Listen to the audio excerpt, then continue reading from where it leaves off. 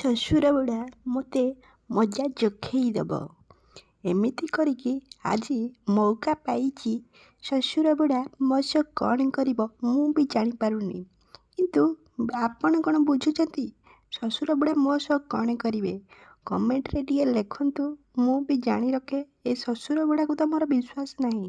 ଯେମିତି ବାଟ ଦେଇକି ଘରକୁ ପଶିଲାଣି ତ କ'ଣ କରିବ ସେଟା ମୋତେ ବି ଘାଇଲା କଲାଣି। କେମିତି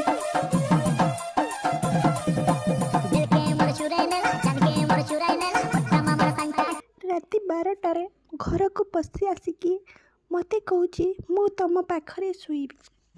ମୁଁ କିନ୍ତୁ କହିଲି କି ଯଦି ଶୋଇବ ସେଇପଟେ ଶୁଅ, କିନ୍ତୁ ସେ କ'ଣ ମାନିବେ? ଜାଣିଛୁ କ'ଣ କ'ଣ କରିଛନ୍ତି?